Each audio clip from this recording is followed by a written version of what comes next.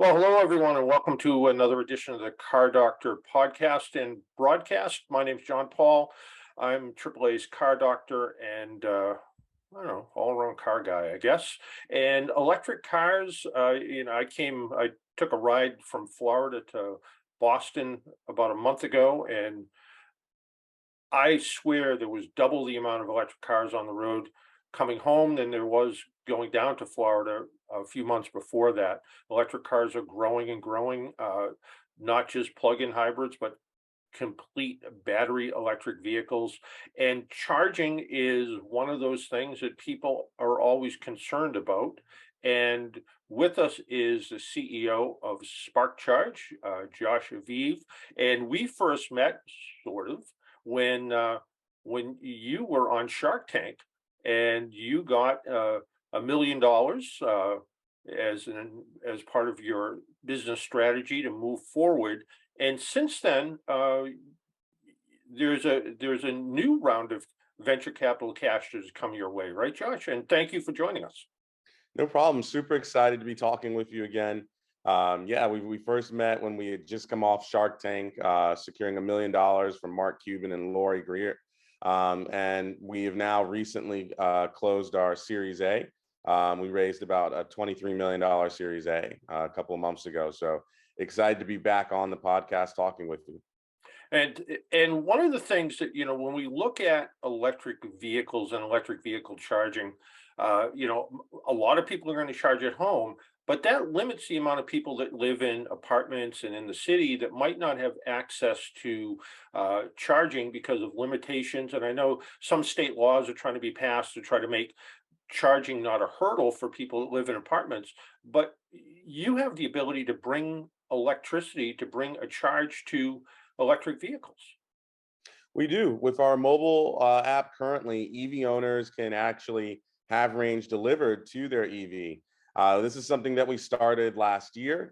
We said, why can't we open up EV adoption by allowing an electric vehicle owner to select the time, the place, location, and have range delivered the same way that me and you might order a pizza to our front door.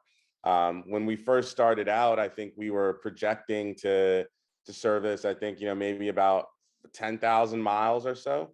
It was really just a really cool, way to service EVs.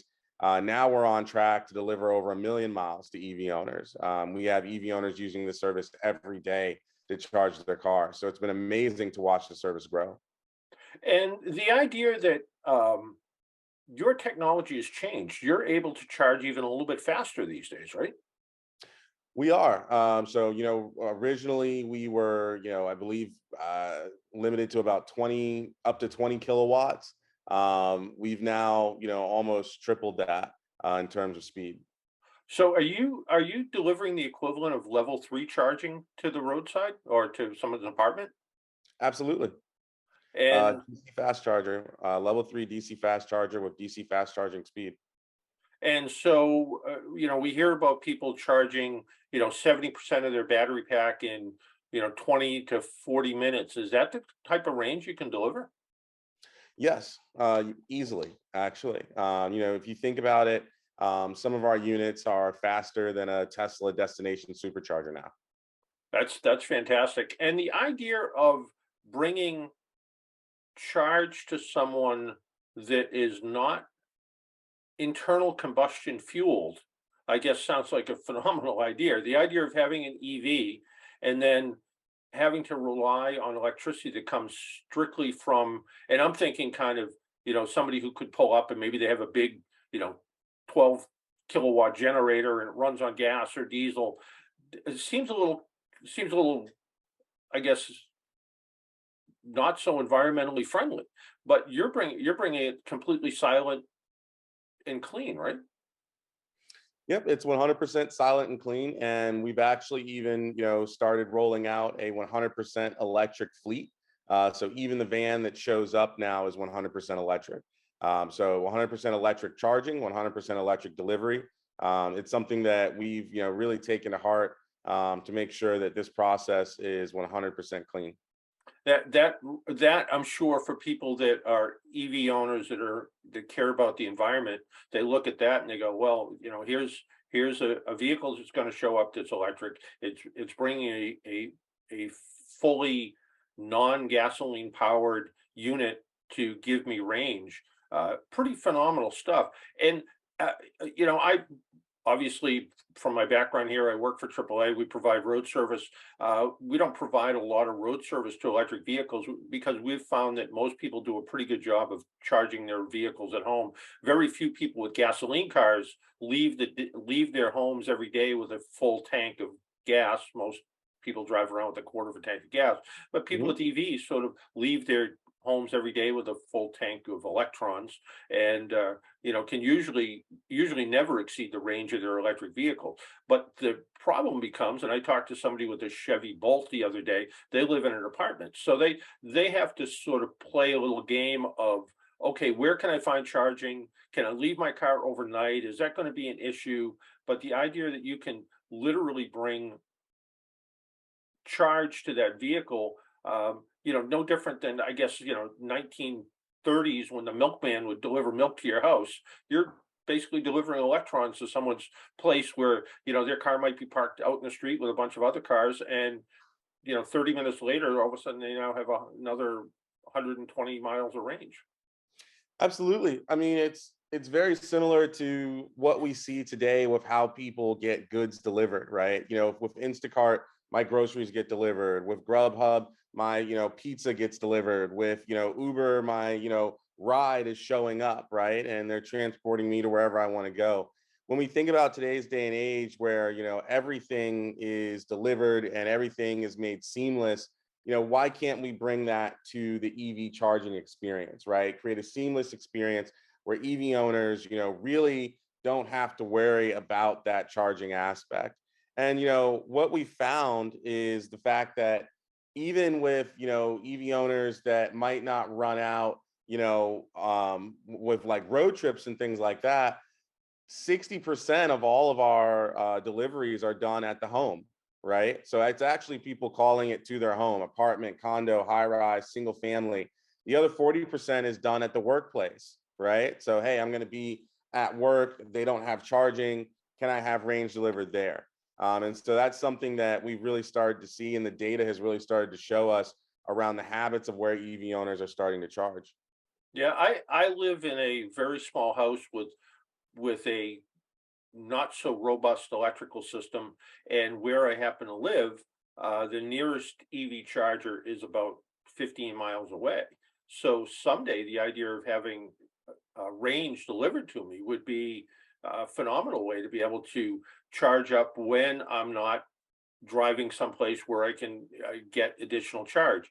Now, part of your, part of what we're talking about here, delivering range. Are you working to sort of expand this on your own through SparkCharge? Are you thinking to have a service where you can sort of put people in business where they can start uh, delivering range with the vehicle, buying your products, being able to go out and charge up the world, I guess. Absolutely. So to start, we really wanted the service to, really be within SparkCharge because we wanted to make sure that the quality of the service was there, that we were collecting the right amount of data, that the opportunities that were coming our way, we could really recognize. As we grow, though, we are, looking into more of, hey, can we expand this quicker by allowing, other members to go out and charge cars as well? Yeah, I know I got a call from somebody probably a couple of months ago that was interested in trying to put together, they were talking about buying a Ford Transit electric vehicle and then putting your unit in it and being able to set up sort of a subscription service to be able to go around and charge up electric vehicles in and around the Boston area. So the Mhm. idea that there's that sort of entrepreneurial spirit as well, which looks at how people can kind of take what you have done and expand it and make a business of their own out of it is pretty amazing. It is, and I think that's really going to enable more EVs and more places, maybe even more remote places, right, outside larger city centers, to have that reliance that you can own an electric vehicle because there's a service operating near you that can come charge you wherever you want. Yeah. Now you're a Boston-based business, but where are your products located now? Are they primarily in Boston, or are you expanded around the world now? Absolutely. So I mean, we're headquartered in Boston, right outside in Somerville, Massachusetts, so right in Assembly Row, and we sell product now around the world. We've got product in Japan, Australia, the UK. Currently is up and running now in close to 10 cities, everywhere from San Francisco, San Jose, LA, Dallas, Texas, Berkeley, Oakland, Fremont, Long Beach, Orange County, you name it. So we've done a really good job expanding it. And we've got the goal to expand into, 20 plus cities here over the next couple of months. We're looking to expand into San Diego, as well as Boston as well. And this was a business that you started basically almost out of college, right? It is, yeah. It was the definition of a dorm room startup. So started it in college, grew it to where it is now, where somewhere close to 45, 50 full-time employees spread across the United States. Well, I guess Apple and Microsoft started that way too, right? That's true. Everyone starts in a garage or in a dorm room. The best ones do. There you go. Right now, like you said, your products are available. They're being sold around the world. Do you see a time when I guess the company just grows so fast that you're going to have manufacturing all around the world as well? We really have a belief that if you want something manufactured, it can be manufactured here in the United States, if not better than anywhere else in the world. We've really made a commitment to, growing our manufacturing here in the United States. Right now, every product that is made in Buffalo, New York. We have a plant and a team up there where we hire. And if you think about it, that's something that we're extremely proud of. Made in the USA, made by a community that, for the past 2 or 3 generations has seen manufacturing leave their community, right? Upstate New York used to be, a manufacturing, hub, and a lot of companies have pulled out. We're proud to have kind of pulled in, we're proud to have said, hey, we're setting up shop here. And quite frankly, we have no plans of leaving. We actually plan on expanding manufacturing in upstate New York here in the United States, to help grow the need for what will be a very big boom in electric vehicle growth. But no reason to take it overseas. Anything you need can be manufactured here in the States, and it can probably be manufactured to higher quality and a lower cost. No question, and thank you for that. I mean, it's going to be pretty exciting as a business owner to watch your business grow, especially sort of as your business is growing, as electric vehicles are growing. You seem to be in absolutely the right spot at the right time.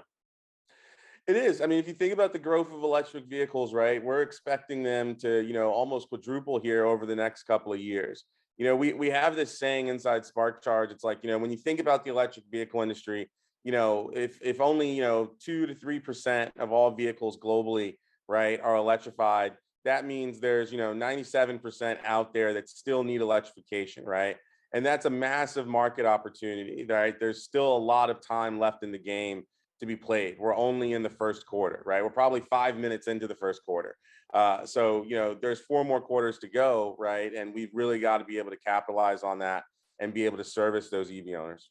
Yeah, it's a pretty exciting time, and I would think, as an entrepreneur and a business owner, every day you get up, you must look at this and go, how can it get better than this? Yeah, that's definitely one way to look at it. I would say it's more like, hey, you wake up and you're like, oh my gosh, there's so much happening in the EV space today, right? Sometimes it's like nonstop. There's never a week where there isn't a EV announcement, right, or an EV breakthrough with some sort of tech, or a company that's making something really cool, or an EV that's getting announced. It's an amazing industry to be in. Very fortunate to be in it, and very fortunate to be leading, mobile charging in that industry as well. Yeah. Little bit of nuts and bolts about the product. How do I charge it up? Yeah, so if you have the product, we made it really simple. You just plug it into a wall outlet, same wall outlet that you would plug your phone or laptop into. So it charges itself just off a regular 110, 110. 120 volt outlet. Yes, sir. Yeah. And it's modular, right?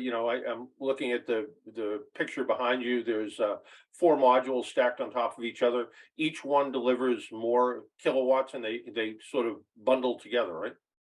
Correct. So we made it modular so that you could scale the range that's needed, and also keep it portable. So basically, you can connect the units together to increase the amount of mileage going into the car. And when you have the stack of four set up, and you're delivering range, you're delivering electricity. Um, what can that what how much range can that deliver, I guess, is my question. Can I go out and charge up a Mustang Mach E, and then is there surplus electricity left that I can go charge up a second vehicle as well? Absolutely. What we're seeing on our side, average deployment is between 75 to 100 miles. That's what EV owners are asking for, Yep. right? The beauty of being able to scale it up is that, you could start, with, all the way down to, 10, 20 miles, scale it all the way up to, 100 miles, right? And deliver that range to EV owners. And that means, you could charge a Mach E, give it miles, and then go charge a Tesla, and then go charge a Bolt. It's really up to what the EV owner is requesting, but we make sure that we're able to, service that request. And how long does it take to charge up each unit?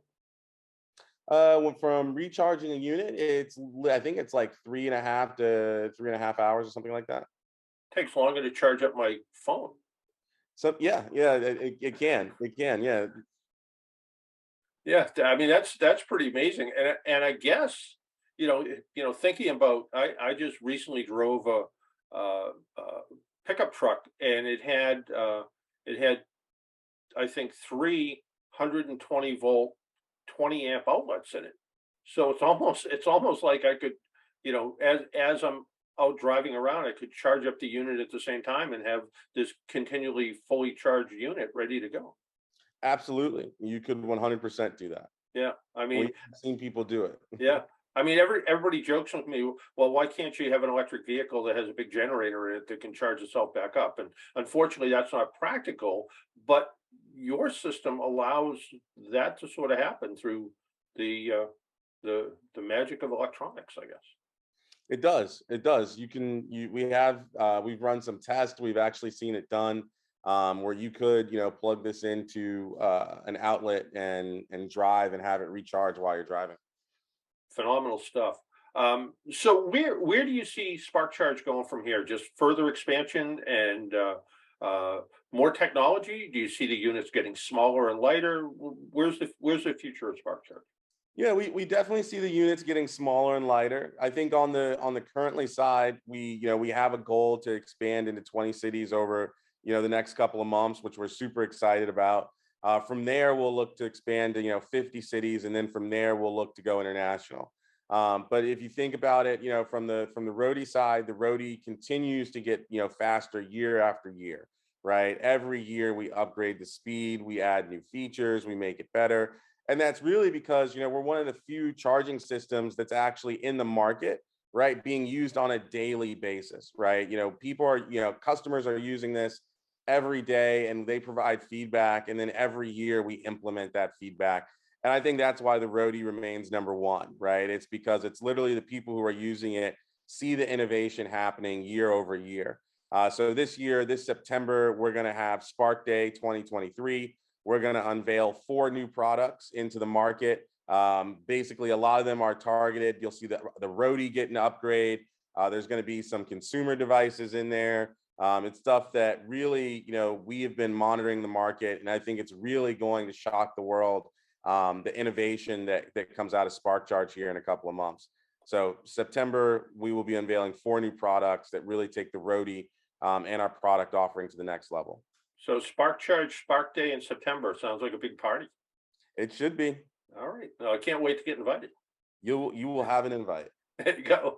Hey, Josh, I want to thank you for taking a little time out of your day and joining us on the Car Doctor podcast. And broadcast. And thank you. I really appreciate it. And best of luck with the business and how it's going to expand. It looks like you guys are right on track and going absolutely in the right direction. Thank you, brother. I appreciate it. Always All right. happy talking with you. All right. Take care. Take care.